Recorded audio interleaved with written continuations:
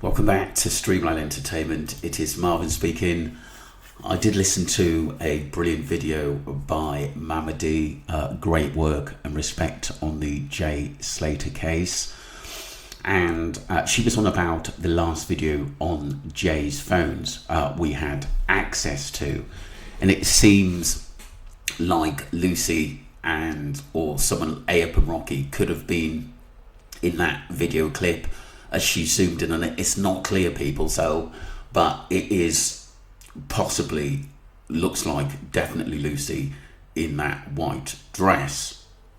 But isn't it interesting that Ali done some work before about two cars going back to their Airbnb and an altercation round about 6 o'clock in the morning. So that was a bit of a red flag to say that they could have got back earlier than what they actually said.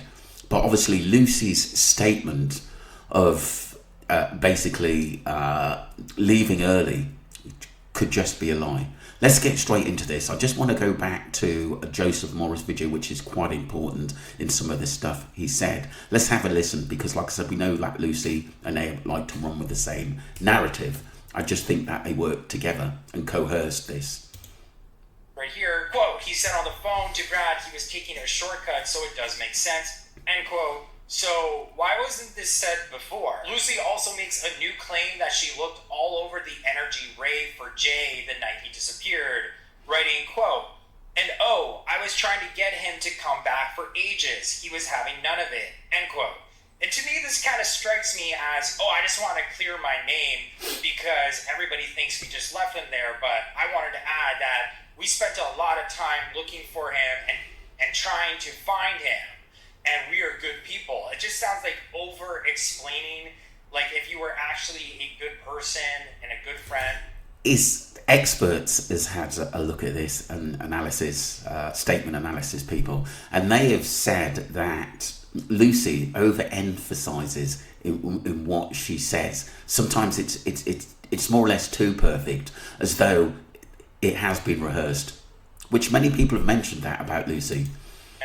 Have to say that. And this statement also implies that Jay going off and doing his own thing was common for him. I mean, it's almost like she's blaming Jay for what happened to him. She said she spent ages looking for him, but later in the statement directly contradicts herself and said she only spoke to Jay for a minute, writing here, quote, when I found him, I only spoke to him for a minute, telling him to come back, but he said he was staying out and to tell them to go and find him. End quote. So yeah, if you're trying to make yourself out to be a really good friend, you would probably want to say like you were pleading with him for much longer than just a minute to come back with you to your hotel where Jay would be safe and sound. So Lucy, in her GoFundMe statement, over-explained herself as well as she did in this new statement, and said she went to bed early at 2 in the morning. And then in a later statement, Lucy said she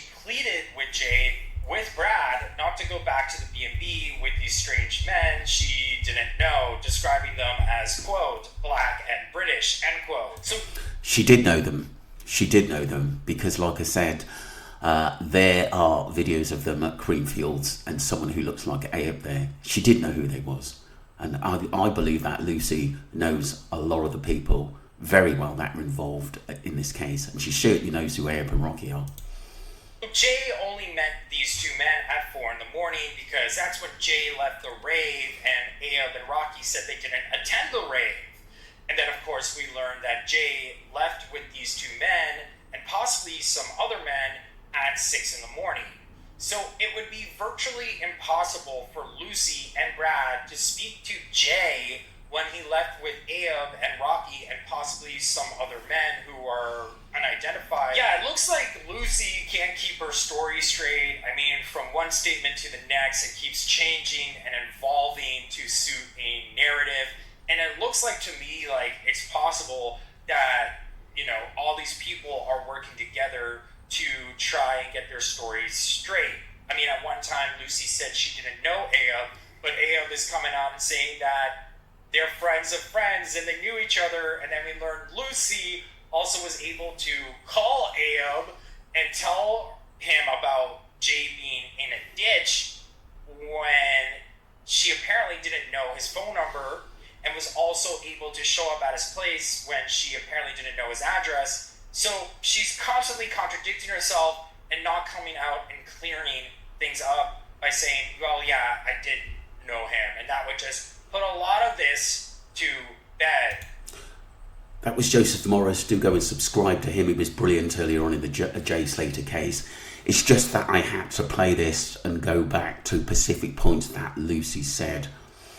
If we can get a clear picture of her at the Airbnb that morning of the 17th, then that will tell us that she has just lied and she's in a video. We knew. I think the horrible thing to say is, well, it's not really horrible because they're all bad people, but like I said, I'm just wondering whether someone else had told Debbie that maybe her and Brad were at the Airbnb, and then she already had told basically the news or articles that she wasn't at the Airbnb, and that is why Debbie's doing what she is doing now and wants to talk to these witnesses, because she's believed that she'd been lied to. And that is why I think that Brandon and Lucy are out in the cold. That was part one, people. Let me know what you think, but brilliant work by Mama D. I think she's got it right there, and I think we're going to get a lot of the truth, and I think we have got a lot of lies here. That was part one, people. Welcome back to part two, people. And there was a court document, apparently. I mean, I know there were a lot of people who were saying whether it was legit or not, but it seemed to be, to me, saying that Lucy was at the Airbnb when Jay disappeared of that morning. And there just seems to be more evidence sort of coming through, a lot of other sleuths' work and videos that are coming out. To more or less say that Lucy was there, which will tell us that her statement of trying to get a lift up there, or did she go back? There's a possibility she could have gone back to her apartment and then got a lift up as though she weren't there earlier. That's a possibility, to obviously keep the lie going. But like I said, I think she's made a lot of mistakes, and I think people are picking up on it. I just want to go to this article about the neighbours confirming about a kerfuffle and heard people shouting and more. This is quite important. I was talking to Ali about this a couple of months ago. Let's get straight into this. Just round the corner is a row of houses and bed and breakfasts and goodness knows what else. And they were woken up in the early hours of the morning with a kerfuffle, with a brawl, so to speak. And so that was all, but it was all kind of pushed under the carpet, wasn't it? It makes you wonder why Ophelia did. It was. It makes you wonder why this wasn't bigger news. Shouting and fighting. And I always wondered is it because Brad and Brandon didn't want to do what they were told? Maybe. I think this was, looking back now, I do think it was to get a story in place, because I think Jay had passed and they panicked in what to do. This is why Lucy was told to clean things up, go to the police station and make a big thing of it, is that she tried to do everything to save Jay. And if we go back to the Joseph Morris video, he made a great point in basically saying that, she's just covering everything up, and her statements sometimes don't really make sense. And if we do have basically a clearer video of her at the Airbnb at the 17th on that morning, where she basically said she was somewhere else, she's actually lying. And she's obviously probably lied to the Guardia Civil and Debbie and Warren as well. Brad do the walk as Jay and then go off-road. It was just really, really odd. Did Brad and Brandon run off? Because like I said, there were messages back, in this case that says Brandon or Brad was picked up by Lucy. strange. There possibly could have been some serious altercations if rugs were going missing, and there were people in authority at the Airbnb. I made a list, and it makes you wonder whether Roman was overseeing things, because, like I said, there's a lot of sleuths who mentioned that a lot of the photos at the Airbnb were taken outside.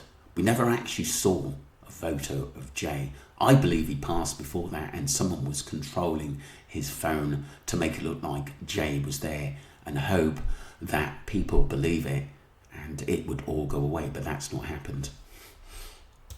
And I think, I've talked about it with Ali, and I don't think I'm far. I think Brandon, possibly this Atante guy, Rocky, I don't know. I think the Rocky situation, I think Rocky must have gone there after and were brought in after for the cover-up.